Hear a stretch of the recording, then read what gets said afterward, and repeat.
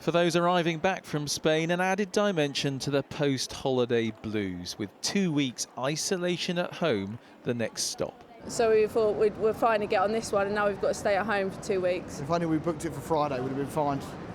But anyway. Yeah. I just think it was so unexpected, and the fact that they haven't given us any 24 hours or 48 hours. The government says it acted after evidence of a spike of infections in Spain on Friday, and the decision was taken on Saturday. Ministers said they couldn't wait. I think what you would expect us to do, what the public would expect us to do, is keep the situation under review. And if we see a situation, as we saw in Spain, that could be a risk to the United Kingdom and to controlling coronavirus here in the UK, you'd expect us to take that action. We have to be able to do that.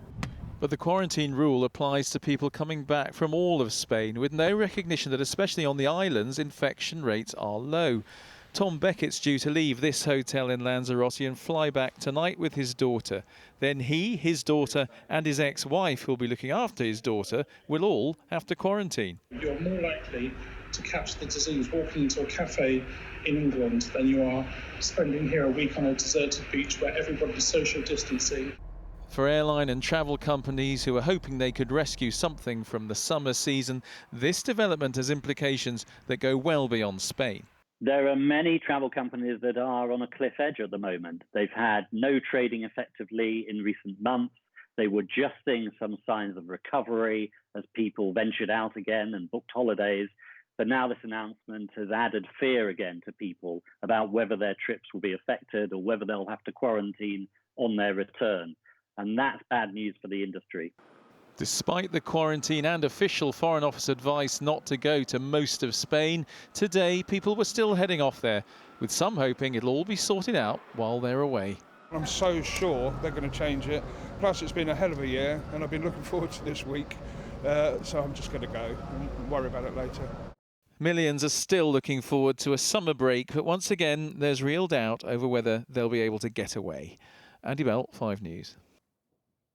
Well, the new measures have caused uncertainty and confusion for the almost 2 million people who had holidays booked to Spain. So if you're one of those, what are your rights? Here to answer some of those questions is Mark McQuillan. Mark, what does this mean for customers? Well, so many different permutations, but one of the key points centres on upcoming trips, with consumer experts saying if you have a holiday booked to Spain that isn't imminent, then do not cancel it, because if you do, you're likely to lose your money. But let's focus now on those who are travelling in the next few days. We know the Foreign Office advice is to not travel, non-essential travel, don't do it. And basically that means if you have a holiday booked to the mainland, your tour operator should cancel the trip automatically and offer a refund or chance to rebook. But if you're travelling to the Balearics or Canaries, which aren't covered by this Foreign Office warning, operators are under no obligation to refund you. And it's likely you'll have to pay a fee to change dates and rebook. So in summary, if you've booked a package holiday to mainland Spain, you should be able to get a refund or rebook. But if you've booked your flights and accommodation separately, it's looking far more difficult. The first thing to say if you are in Spain is that you don't need to come home early. So there was some confusion about that. Initially, your holiday will complete and you will return home on the flight that you were originally booked on. So if you're going in the next few days, it is essential to get hold of your tour operator or airline. They will be overwhelmed at the moment with calls and people asking for information. But it is essential you talk to them and try and find out what their policy is. What about rights for workers who have to quarantine?